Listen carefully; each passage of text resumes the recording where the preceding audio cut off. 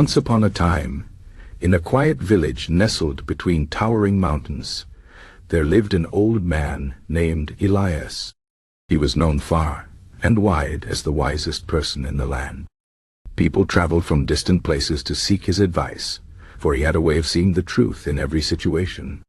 Though he owned little, just a small hut, a few books, and a simple wooden chair, he was richer than kings in the eyes of those who knew him.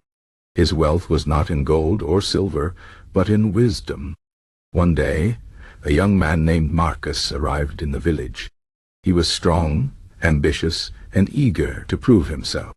He had heard of Elias's reputation and wanted to test the old man's wisdom. Marcus believed that strength and cleverness were the most important virtues, far more valuable than wisdom. "So," he challenged Elias. "Old man," he said, "they say you are wise.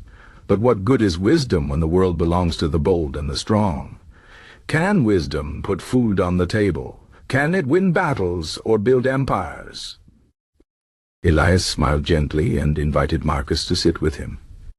"Let me tell you a story," he said. "Long ago, there was a mighty king who ruled a vast kingdom. He was powerful, wealthy, and feared by all. His armies were undefeated, and his treasury overflowed with gold. But the king was unhappy. No matter how much he conquered, he always wanted more. His greed led him to make foolish decisions, starting wars he could not win, trusting deceitful advisers, and neglecting his..." Marcus frowned. "That is just one story," he said. "A strong leader with a sharp mind could have avoided those mistakes." Elias nodded. "Then let me tell you another. There was once a merchant who was the cleverest man in the city. He could strike deals better than anyone, and his business grew rapidly. But his cleverness turned to cunning, and his cunning to dishonesty. He cheated his partners, lied to his customers, and hoarded his wealth. For a time, he prospered, but when the people discovered his deceit, they turned against him." Marcus shifted uncomfortably in his seat. He had always admired clever men, the ones who could outthink others. But Elias's words made him pause. "Then what is wisdom?" he asked. "Wisdom is the light that guides all other virtues," Elias replied. "Strength without wisdom becomes brutality. Courage without wisdom becomes recklessness. Justice without wisdom becomes cruelty. Even kindness without wisdom can do more harm than good.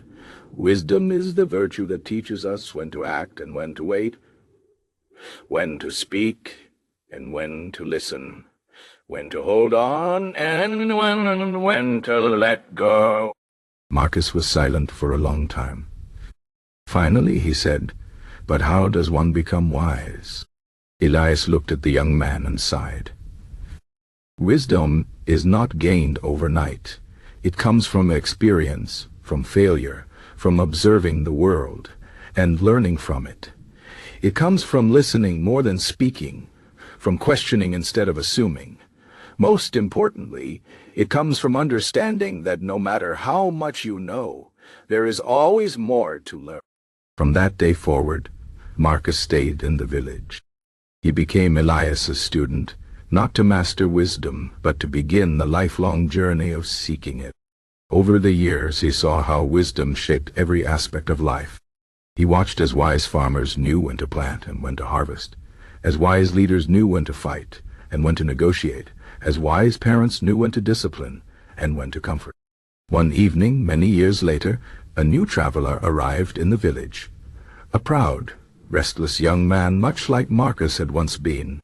He scoffed at the idea of wisdom, believing that power and intelligence were all that mattered.